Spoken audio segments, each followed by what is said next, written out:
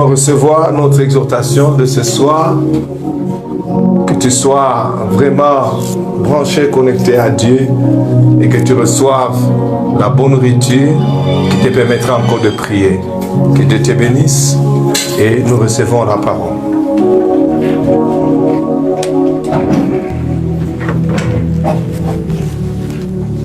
Là vous êtes, est-ce que vous pouvez acclamer pour la présence de Dieu ce soir? Est-ce que tu peux bien acclamer pour la présence de Dieu ce soir? Pour la présence du Saint-Esprit.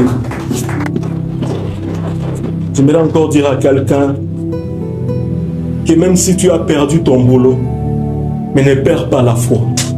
N'arrête pas de croire. Même si jusque-là tu es encore chômeur, mais n'arrête pas de croire. Ne perds pas ta foi.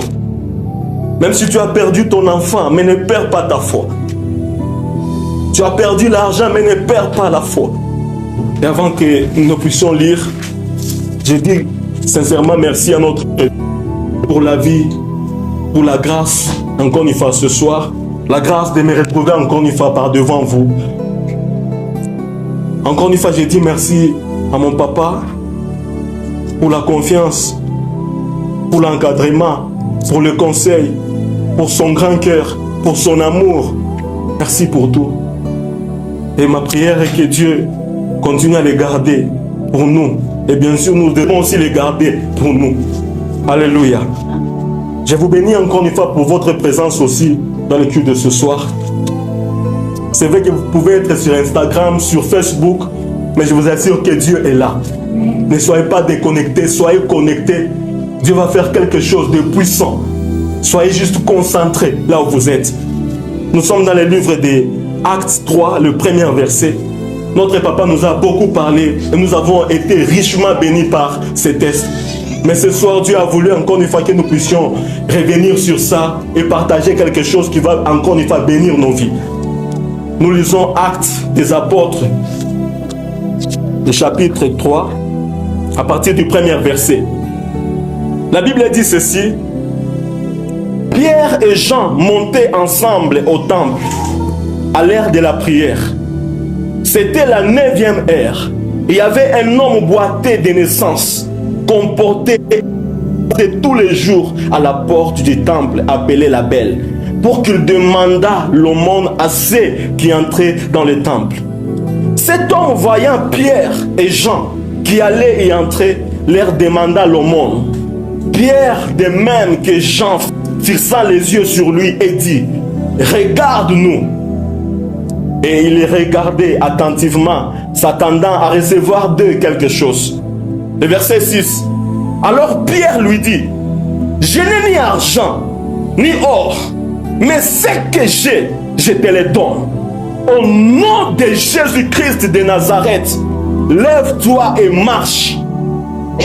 Et le prenant par la main droite, il le fit lever. Au même instant, ses pieds et ses chevilles devinrent fermes.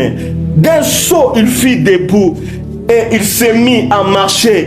Il entra avec eux dans les temples, marchant, sautant et louant Dieu. Tout le monde le vit marchant et louant Dieu. Il reconnaissait que c'était celui qui était assis à la belle porte du temple pour demander l'aumône. Et il fut rempli d'étonnement et de surprise au sujet de ce qui lui était arrivé. Amen, amen. Amen, amen. J'aimerais te dire ce soir, ce qui était bloqué ce soir va marcher dans ta vie. Si c'est ton finance qui était bloquée, qui était boitée ce soir, ça va marcher au nom de Jésus-Christ. Si c'est tes fiancés qui étaient bloqués, vous ne vous entendez pas, je vous dis ce soir, il y a quelque chose que le Saint-Esprit va faire et tout va commencer à marcher dans la normale. Ce soir, nous sommes là toujours dans notre thème, la prière. Et j'ai béni les hommes de Dieu qui ont passé sur cette chair et qui nous ont bénis. Le frère Bonheur, le frère Arsène, que Dieu vous bénisse. On a vraiment été bénis. Et ce soir, nous allons juste ajouter une portion de la pensée de Dieu pour que nous puissions encore une fois bien prier ce soir. La Bible dit au premier verset que Pierre et Jean montaient ensemble au temple à l'heure de la prière.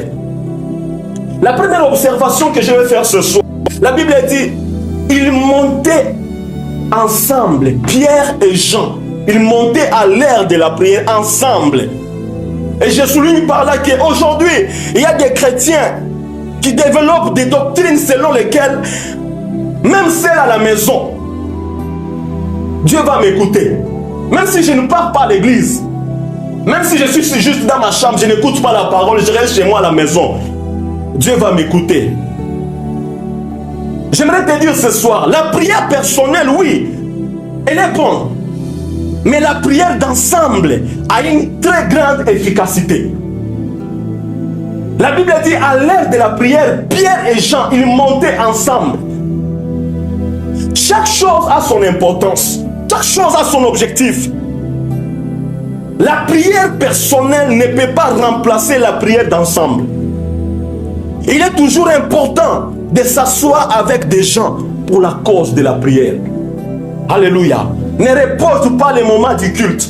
C'est vrai que tu peux être chez toi à la maison, mais on est en train de prier ensemble et on est ensemble. Ne dis pas que moi je vais commencer mon culte à 19h. Non, respecte les temps. Soyons ensemble. Bien que nous sommes loin, mais tu as ta famille, tu as tes enfants.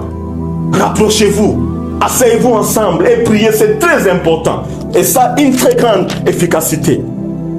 La deuxième des choses, la Bible dit, Pierre et Jean montaient ensemble au temple à l'heure de la prière. La deuxième observation, j'ai compris que Pierre et Jean étaient des hommes qui respectaient l'heure de la prière. À l'heure de la prière, ça veut dire qu'il y avait une heure de la prière. Et à cette heure-là, ils montaient ensemble.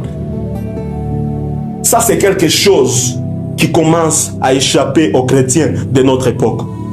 Aujourd'hui, à l'heure de la prière, les gens font autre chose.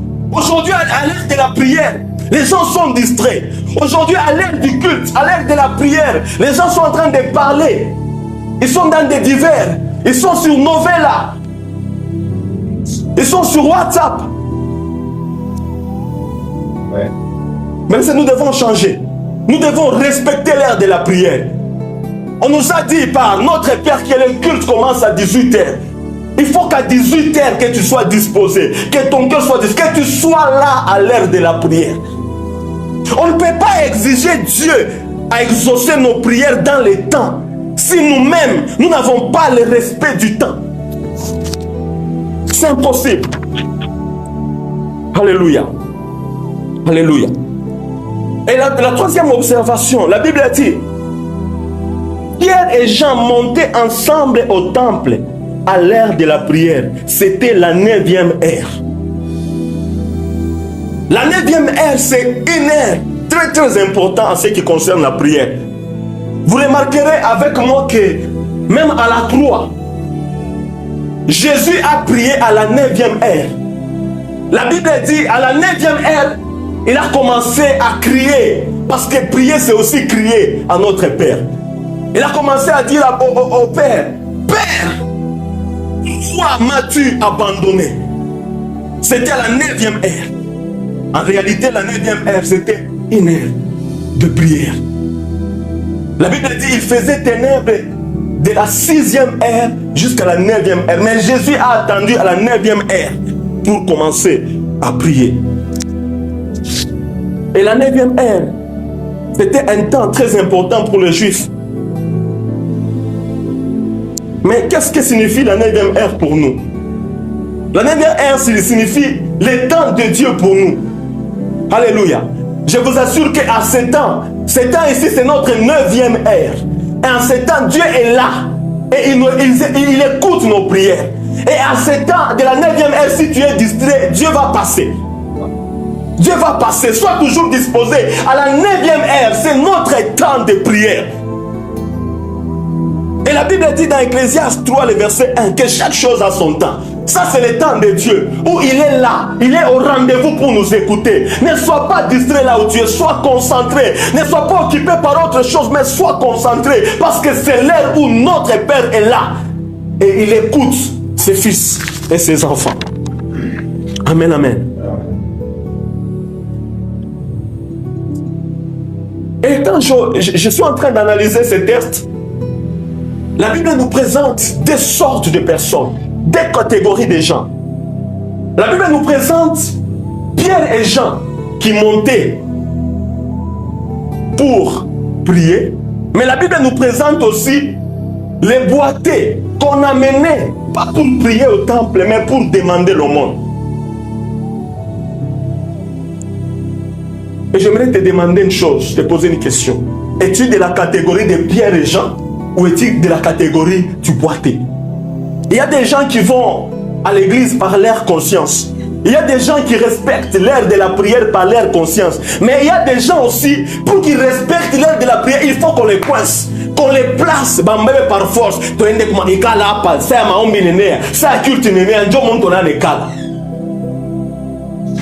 Est-ce que tu peux changer de position ce soir? Tu peux changer de catégorie. Ne sois plus ce chrétien-là qu'on pousse à prier, mais sois ce chrétien-là qui est conscient que c'est maintenant l'heure de la prière. C'est maintenant l'heure du culte.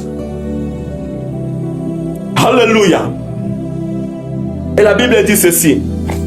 Le verset 2. C'était la 9e ère. Il y avait un homme boiteux de naissance, comporté et complacé tous les jours à la porte du temple, appelé la Belle, pour qu'il demanda l'aumône. J'aimerais un peu, avant de passer, j'aimerais un peu parler de l'importance du temple chez les Juifs et chez nous, les nations. Chez les Juifs, l'exaucement de la prière ne devait pas se faire n'importe où. Il y avait un endroit dans lequel on pouvait être exaucé dans la prière. Et le temple était l'endroit par excellence, l'endroit consacré pour l'exaucement à la prière. C'est pourquoi vous allez remarquer avec moi dans la Bible que la Bible dit Elkana, chaque année il montait au temple. Et même quand Christ est venu, il a dit quoi à la femme samaritaine? L'heure vient, elle est déjà venue où ça ne sera plus sur cette montagne ou ni à Jérusalem que vous adorerez l'Éternel. Alléluia. Et si nous rentrons encore une fois dans l'ancienne alliance, parce qu'à Jérusalem, les Juifs y allaient pour prier au temple. Et quand vous rentrez dans l'ancienne alliance, la Bible dit quand le père Salomon était en train d'inaugurer le temple, la Bible dit Salomon avait fait une prière à Dieu que Seigneur exauce toute personne qui entrera en ces lieux. Quels que soient ses péchés, Seigneur exauce-le. Et pour les Juifs, le temple à Jérusalem, le temple était l'endroit par excellence pour l'exaucement. Mais quand Jésus est venu, il a dit quoi? Détruisez ce temple et dans 3 jours, je le rebâtirai. Et ça veut dire quoi? Jésus ne parlait pas de ce temple de Jérusalem, mais Jésus parlait de lui. En réalité, le temple n'est plus un lieu ou un bâtiment, mais le temple, c'est le corps de Christ. Chaque personne qui est en Jésus-Christ, il peut recevoir l'exaucement à ses prières. Si tu es en Jésus, tu peux recevoir l'exaucement à tes prières. Parce que le temple dont la Bible parle maintenant, c'est Jésus-Christ. Tout celui qui est en Jésus, rassure-toi que si tu es en Jésus, parce que là nous sommes en confinement. Mais laisse-moi te dire, le fait que tu es en Jésus-Christ, tu es dans le temple. Et Jésus va exaucer ta prière. Si nous lisons encore très bien, la Bible dit, quand cet homme, il a vu Pierre et Jean, la Bible dit, au verset 3, cet homme, voyant Pierre et Jean qui allaient y entrer, leur demanda l'aumône. Pierre, de même que Jean, fixa les yeux sur lui et dit, regarde-nous, regarde-nous. Bien-aimé, cette attitude compte beaucoup dans la prière. Alléluia. Parce que même les boiteux, il a été exaucé parce qu'il a accompli un principe de la Bible. La Bible dit quoi? Demandez, on vous donnera. Et on donne à qui demande? À celui qui demande. Et la Bible dit, Pierre et Jean dit au boiteux, regarde-nous. Mais l'attitude, cette attitude compte beaucoup dans la prière. Si les paralytiques, si ces paralytiques avaient refusé de regarder Pierre et Jean, ils n'allaient pas recevoir la guérison. Ils n'allaient pas recevoir. Et s'ils ont dit à cet homme, regarde-nous, c'est parce que cet homme regardait autre chose. Il leur demandait le monde, mais il regardait à un autre endroit. Parce que tu ne peux pas dire à quelqu'un qui te regarde, que regarde-moi. S'il te regarde déjà, tu ne peux pas lui dire, regarde-moi encore. Est-ce que pour prier pour quelqu'un et que la personne soit guérie, il faut que cette personne puisse te regarder? Ce mouvement, c'était un mouvement prophétique. Et ça détermine même l'exaucement. Beaucoup de chrétiens prient, mais n'ont pas les yeux fixés sur l'objectif. Beaucoup de chrétiens prient aujourd'hui, mais ne regardent pas à Dieu. Beaucoup de chrétiens prient beaucoup aujourd'hui, mais ne regardent pas les gens qui leur conduisent. Ne regardent pas au berger qui leur conduit. C'est ça le problème avec beaucoup de chrétiens. La Bible dit ceci: quiconque tient à la charrie et regarde derrière n'est pas digne de moi. Et beaucoup de chrétiens, ils prient beaucoup, mais ils regardent à autre chose. Ils prient beaucoup, mais ils regardent aux hommes. Ils prient beaucoup, mais ils regardent à leur chef. Ils prient beaucoup, mais ils regardent à la miséricorde des hommes. Mais si vous lisez dans Nombre 21, le verset 1, le verset 9, la Bible dit: tout celui qui fixait ses yeux au serpent d'airain recevait la guérison à sa maladie. Mais tout celui qui ne fixait pas ses yeux au serpent d'airain, il mourait par les venin de serpent. Alléluia. Et ce soir, est-ce que tu peux regarder Dieu? En les prières, est-ce que tu peux fixer tes yeux sur Dieu? Tu dis à Dieu: Seigneur, je n'ai que toi. Tu dis à Dieu: Seigneur, je n'ai que toi. Je n'ai pas quoi kwingine. Maman nguni yo, wende objectif yangu. Mais ce soir, à qui tu regardes? Tes yeux sont fixés sur qui? Tes yeux sont fixés sur quoi? Tes yeux sont fixés sur qui ce soir? Paul est en train de dire: soyez mes imitateurs comme je le suis de Christ. C'est-à-dire, fixez vos regards sur moi comme je les fixe à Christ. Et ce regard était spirituel. Et regardez, c'est fixer l'attention sur la personne. Ne t'adresse pas à Dieu avec ton attention sur autre chose. Pierre et Jean voulaient que cet homme puisse le regarder pour qu'il puisse lui présenter un homme qui était capable d'apporter la véritable solution à son problème. Et cet homme-là, c'était Jésus-Christ de Nazareth.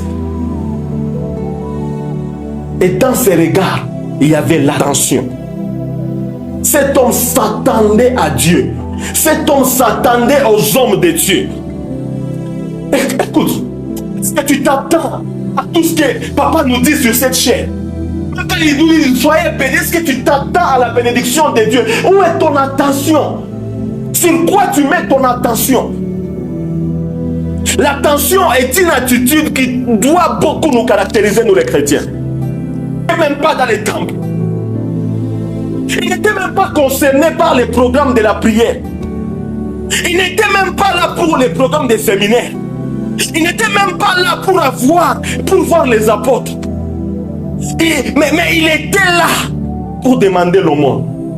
Mais à cause de l'attente, son attention sur les hommes de Dieu, cet homme a reçu les miracles que même les gens qui étaient dans les temples n'ont pas pu recevoir.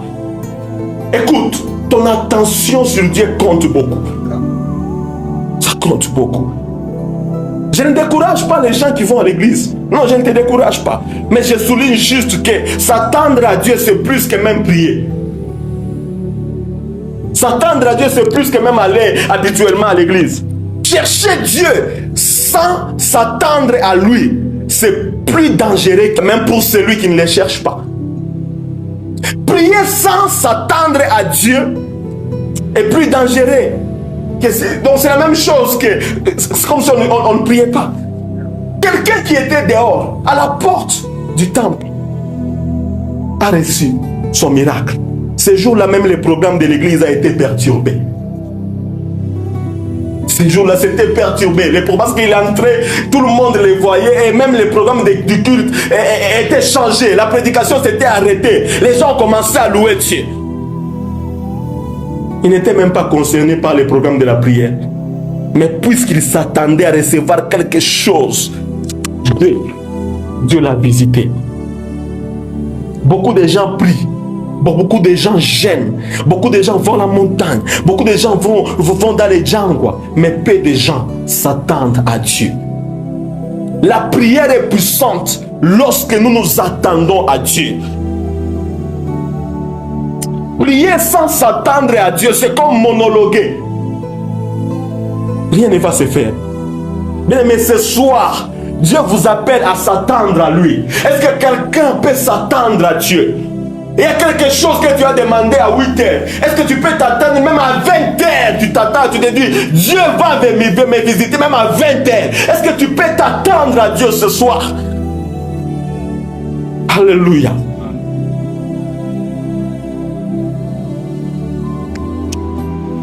Attends-toi ce soir. Tu as demandé des opportunités. Tu as demandé du travail. Tu as demandé les enfants. Mais est-ce que tu t'attends à Dieu? Tu t'attends à quelque chose venant de Dieu?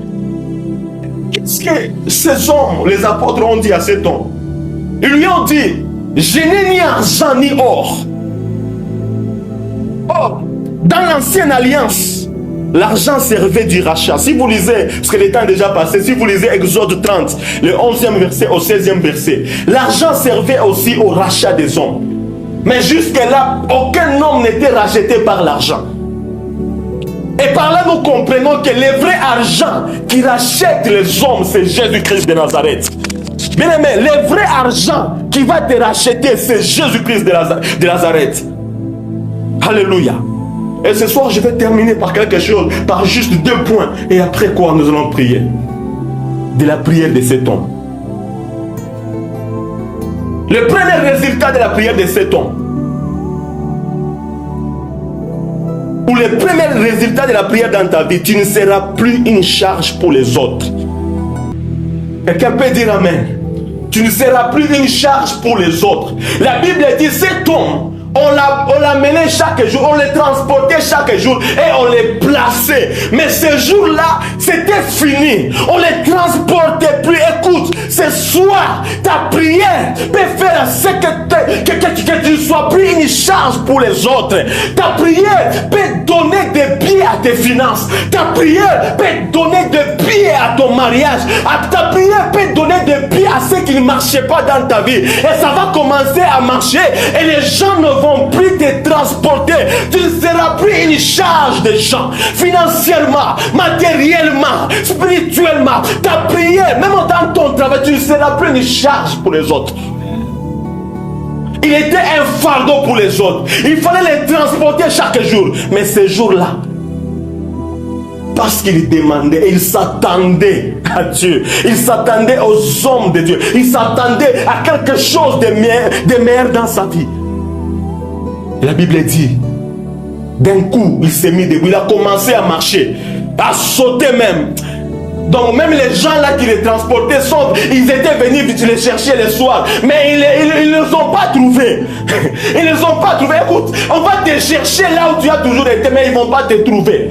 On va chercher à t'aider parce que pour ma bénédiction, Dieu va te bénir à un certain moment où Muntu va kupatia makuta anza ku sa nimpatie ishi kiloko sana $5,000 kamfanyisha nini? Tellement que Dieu t'a béni financièrement, tellement que Dieu a béni ton travail. Dieu peut te bénir dans une dimension où même les gens pour te donner l'argent, ils commencent à se poser des questions que il n'y a makuta tamfanyisha nini? Nikimpatie $1,000 atafanya nini? Ces gens-là ont commencé à les chercher. Je m'imagine bien qu'il les cherchait le soir, mais n'était plus là où il l'avait laissé. Et la charge ces jours-là, c'était terminé. Bah, transporter Kajia Boinaïcha. Mais Mungu va te faire démissionner Bantu Bengi. Abaïcha Yako, en te bénissant. Alléluia. La deuxième des choses, la prière brise les limites. Alléluia. J'ai dit la prière brise les limites. La Bible dit, cet homme, on l'amenait, on les transportait et on les plaçait. Donc, balamou placer. Placer c'est quoi? C'est fixé, donc on les fixait. On les condamnait à un seul endroit. Écoute, ce soir, tu ne seras plus à la même endroit, au même titre que tu avais dans ton travail. Par ta prière, Dieu va briser les limites dans ta vie, les limites dans ton travail, les limites dans tes finances. Toi, pour avoir beaucoup d'argent, c'était $1000. Mais ce soir, Dieu peut briser les limites dans ta vie, les limites financières, les limites matérielles. Dieu va te bénir à un niveau où tu seras délimité. Alléluia. Il va te bénir au-delà de tes limites. Quelle est la limite de ta famille? Quelle est la limite que les sorciers ont décidé dans ta vie? Ce soir, ça va tomber par ta prière. Et cet homme, pour la première fois de sa vie, et il avait, selon les commentateurs de la Bible, il avait 40 ans en ce temps ici. Il avait 40 ans. Donc 40 ans de sa vie, mais ce jour-là, il s'est mis debout. Il a commencé à sauter. Il est entré même dans l'endroit où il n'entrait pas. Au culte. Et il a même perturbé les programmes du culte. Écoute, bien-aimé, attends-toi quelque chose de Dieu. À la rentrée du confinement, tu vas perturber nos cultes. Tu vas entrer avec un témoignage. Tu vas entrer avec quelque chose que Dieu va faire dans ta vie. Quelque chose de grand, quelque chose de puissant. Parce que Dieu va briser tes limites. Ce soir, tu ne seras pas limité par mon salaire comme moi.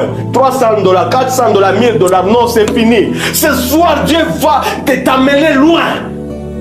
Alléluia. Alléluia. Et la troisième des choses, j'ai fini par là. La prière change nos vies. Écoute, le monde n'a pas changé sa vie. Pendant 40 ans, on lui donnait le monde. Il était là, on lui donnait l'argent. Ça lui servait juste à payer un pain et à rentrer à la maison. Peut-être à donner aussi quelque chose aux gens qui les transportaient. Mais ce jour-là, par sa prière, parce qu'il avait demandé à Dieu, parce qu'il avait demandé aux hommes de Dieu, parce que et il s'attendait à quelque chose des hommes de Dieu. Et par les miracles qu'il avait reçus, sa vie était changée. Alléluia. Dieu va changer ta vie ce soir. Alléluia. Dieu va changer ta vie ce soir. Tout ce que les hommes lui avaient donné n'avait pas changé sa vie. Et j'aimerais te dire, Dieu connaît les véritables besoins de ta vie. En réalité, il n'avait pas besoin d'argent. Il avait besoin d'un miracle. Il avait besoin des pieds.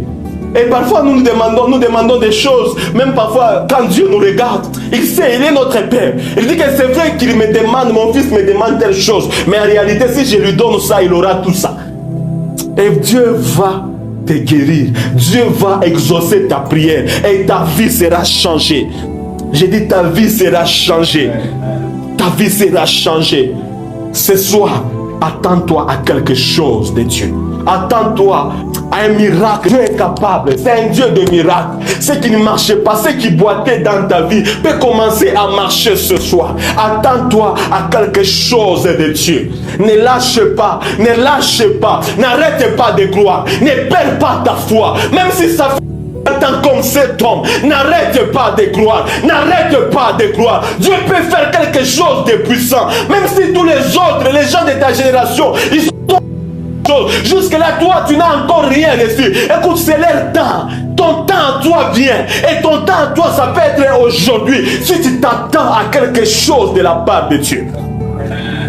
Que Dieu bénisse sa parole. Ce soir, nous allons prier. Nous allons d'abord bénir Dieu pour cette parole. Nous allons lui dire merci. Nous allons lui dire merci pour cette parole. Nous allons lui dire, Seigneur, je crois en toi ce soir. Je m'attends à toi ce soir. Je m'attends à toi. Pour ma famille, Seigneur, je m'attends à toi. Pour mon ministère, je m'attends à toi. Pour mon mariage, je m'attends à toi. Je ne sais pas comment ça sera. Je ne sais pas comment ça sera. Mais je sais que tu es là et que tu peux faire quelque chose. Mes yeux sont fixés à toi. Nous élevons nos voix et nous prions au nom de Jésus-Christ. Au nom de Jésus-Christ. Au nom de Jésus-Christ, prions. Yahweh, ce soir, je m'attends à toi, Père. Je m'attends à toi, Père. Je m'attends à toi, Seigneur. Je m'attends à toi, Yahweh. Je m'attends à toi, Seigneur. Je m'attends à toi, Seigneur. Je m'attends à toi, Yahweh. Je m'attends à toi, Seigneur. Je m'attends à toi.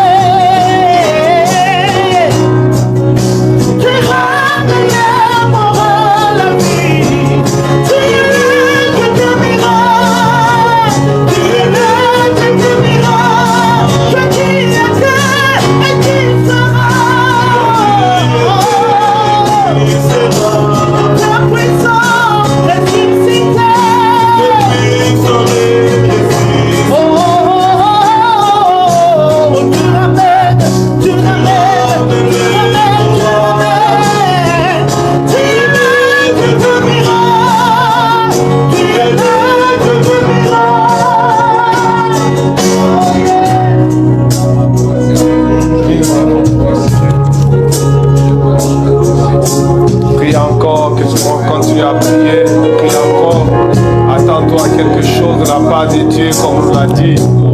Attends-toi à quelque chose là-bas, Dieu. Merci Jésus. Merci Éternel, nous attendons à toi. Nous laissons fixer sur toi. Et nous prions ce soir que tu nous visites, Seigneur. Que tu nous visites ce soir, oh Dieu. Gloire à toi, ô notre Père. Gloire à toi, ô notre Père. Merci Saint-Esprit. Merci Saint-Esprit. Merci Saint-Esprit. Merci Saint-Esprit. Merci Jésus-Christ. J'aimerais prier dans l'esprit du message que nous avons compris ce soir, qu'on nous montre quels sont les résultats auxquels nous devons nous attendre lorsque c'est le moment de la prière. Le moment de la prière n'est plus un moment ordinaire. Le moment de la prière n'est pas un moment comme tous les autres moments que tu peux passer, mais le moment de la prière devient un moment particulier. Et à ce moment-là, il y a un certain nombre de choses qui peuvent arriver. Il y a un certain nombre de choses qui peuvent se produire dans la vie de celui qui est là au moment de la prière.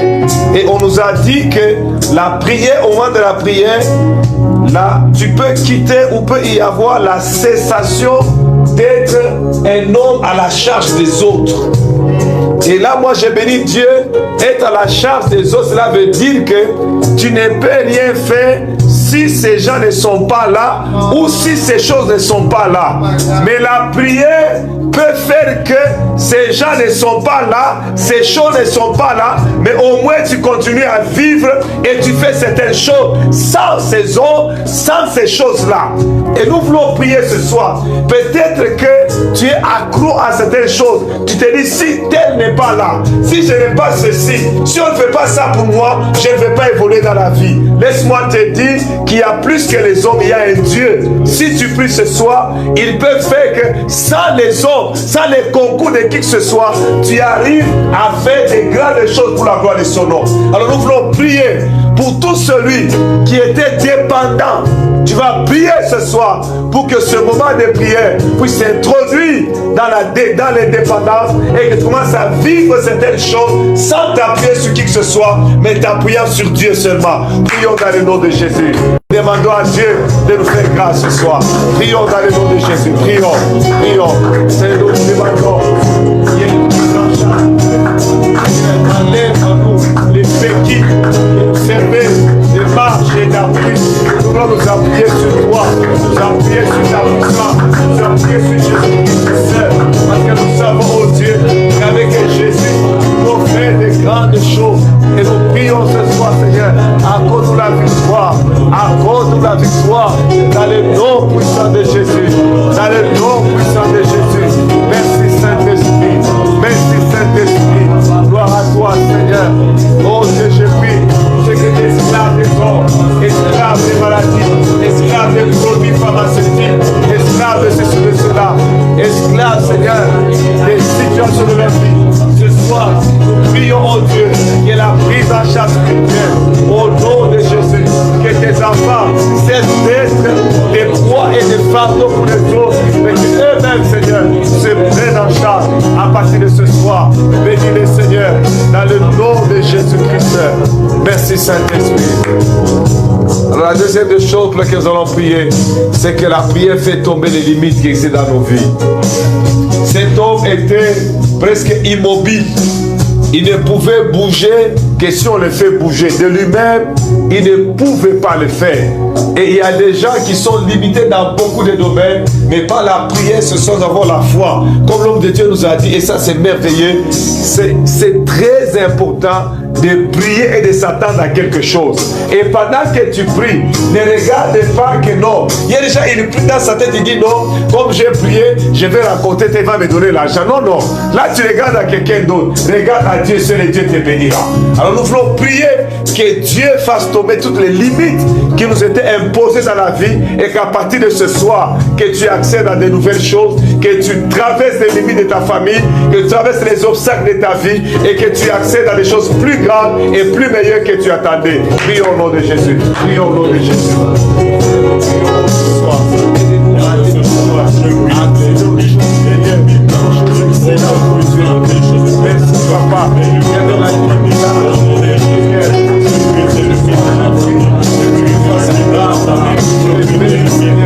gloire à toi, Jésus. Gloire à toi, Éternel. Bénédiction ce soir. Seigneur,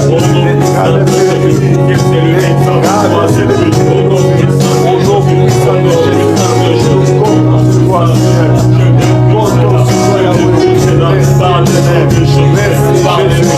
Merci Jésus. Merci Éternel. Prions vraiment que tu nous sois favorable. Merci Saint-Esprit. Gloire à toi, Seigneur. Gloire à toi, Jésus. Gloire à toi, Jésus. Gloire à toi, Jésus. Merci Saint-Esprit. Merci Saint-Esprit. Merci Jésus. Gloire à toi, Seigneur. Gloire à toi, Seigneur. Et ta au nom de Dieu. Merci Saint-Esprit. Merci Jésus-Christ. Merci Jésus. Et on va dire la troisième des choses, qu'à cause de la prière, la routine va tomber et tu vas vivre le changement, des innovations. Mais bien aimé, tu peux accéder à de nouvelles choses par la prière.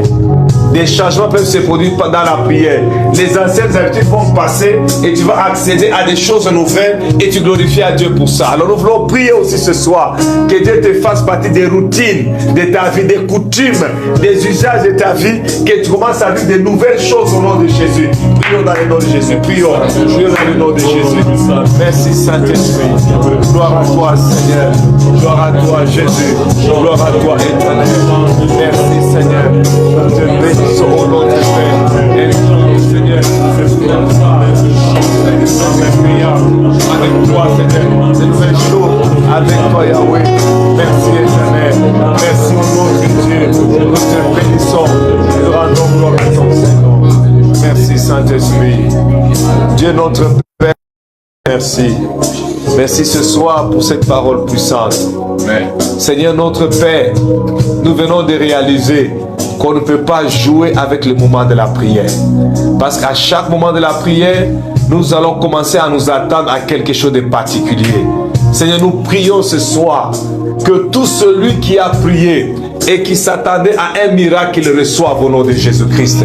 Et nous prions, Seigneur, aujourd'hui que les limites soient brisées.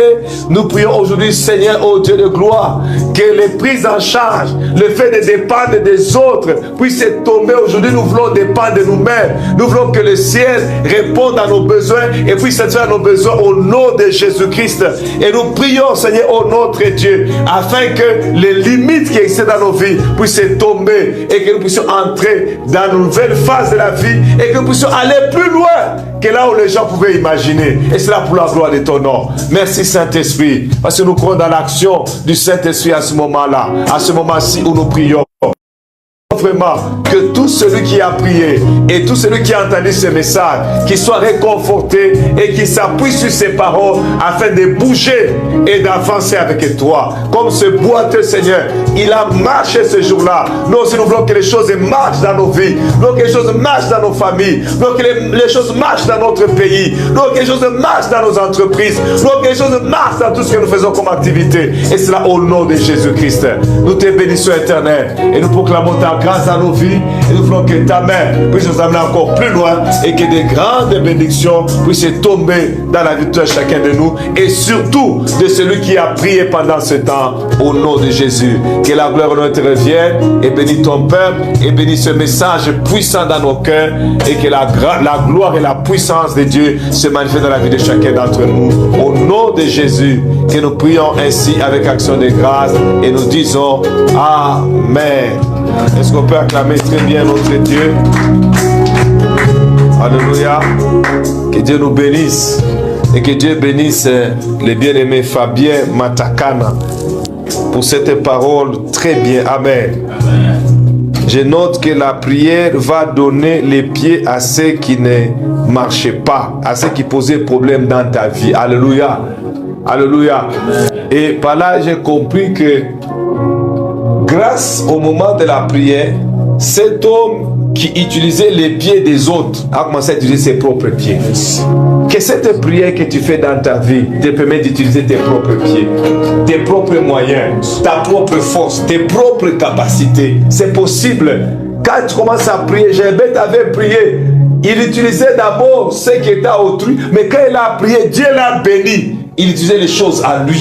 Que ce moment de prière nous amène à ce que le bien-aimé Fabien vient de nous dire. Cet homme a utilisé ses propres jambes, ses propres pieds pour se déplacer. Tu auras ton propre travail, tu auras ton propre argent, tu auras ta propre maison, tu auras des choses à toi, pas des choses empruntées, des choses à toi parce que tu as prié et Dieu répond à la prière. Et pas n'importe quelle prière, mais la prière pendant laquelle nous nous attendons à quelque chose de la part de Dieu.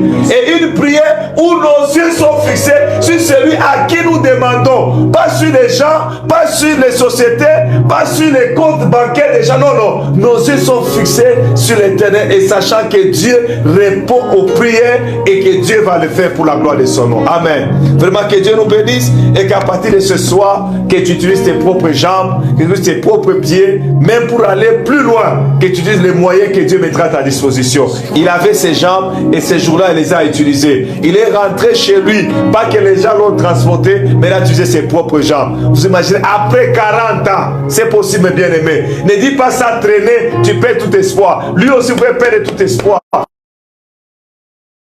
L'espoir revient, on se dit, tout peut arriver au moment de la prière. Ce qui est arrivé à cet homme, bien sûr, ce soir, est en train d'arriver dans la vie de quelqu'un. Même si tu ne le vois pas de tes yeux, mais comme l'homme de Dieu nous l'a dit prophétiquement, ces choses sont en train de se passer dans ta vie au nom de Jésus. Et quand tu dis Amen, reçois ces miracles de la part de Dieu.